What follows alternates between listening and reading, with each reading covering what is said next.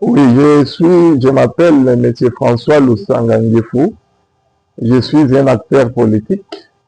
Je suis un haut cadre de la NOGEC. La NOGEC, c'est la nouvelle génération pour l'émergence du Congo. Et nous avons plusieurs actualités dans le pays. Entre autres, c'est l'arrivée des migrants dans notre pays, qui sont les refoulés des États-Unis. Alors, mon point de vue, c'est que nous ne pouvons pas refuser la coopération. Nous sommes un pays ouvert aux autres parce que nous sommes appelés à collaborer avec les uns les autres parce qu'on ne peut pas vivre dans un... nous ne pouvons pas vivre à vase clos.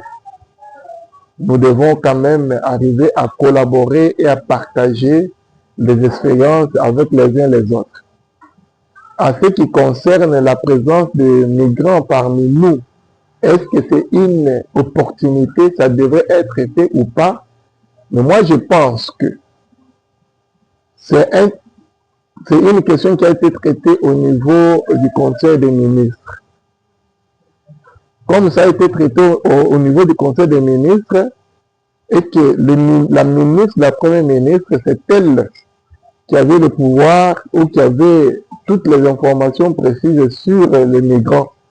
Mais à notre grande surprise, lorsqu'on lui avait posé la question, lorsqu'elle a fait une sortie médiatique, elle n'avait pas donné les éclaircissements sur les différentes nationalités de tous les migrants qui étaient venus dans notre pays. Ce qui n'était pas une bonne chose. Parce que c'est une politique gouvernementale qui est chapeautée par la première ministre. Mais nous, comme pays en guerre, ça ne pouvait pas être une priorité. Parce que si au jour d'aujourd'hui nous avons la guerre, c'est justement parce que nous sommes inféodés, nous sommes infiltrés par ceux qui se disent congolais ne sont pas congolais.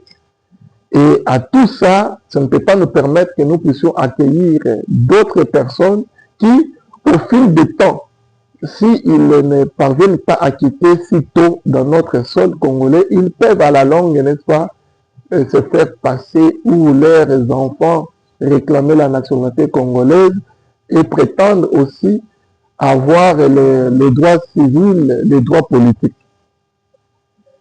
Et comme dans notre pays, nous avons plusieurs problèmes. Monsieur le journaliste, nous avons les refoulés de Pakadjouma. Au jour d'aujourd'hui, ils sont du côté de l'Ancélé. Ils créent de l'insécurité dans cette contrée de la capitale.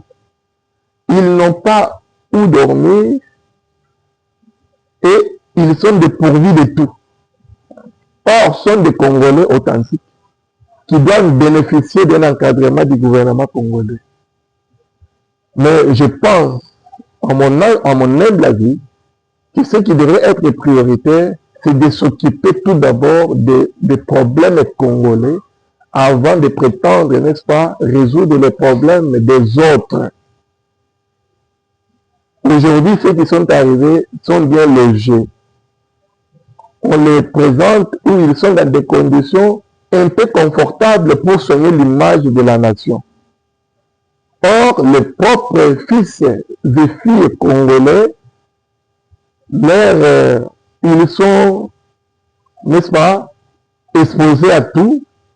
Il y a ceux-là qui meurent, il y a ceux-là qui ne sont pas protégés, il y a trop de problèmes. Moi, je pense bien que ce n'était pas une priorité pour le moment et surtout pour notre pays qui est encore en guerre. Alors, s'agissant de la révision constitutionnelle, mon parti qui est la NOGEC, où nous avons l'autorité morale, Maître Constant Moutamba, nous n'avons jamais cessé de dire ceci. La révision constitutionnelle ou les changements ne peut pas être rejeté en bloc ou refusé. Nous sommes de ceux-là qui disent que la révision constitutionnelle peut avoir lieu parce que la Constitution n'est pas une Bible.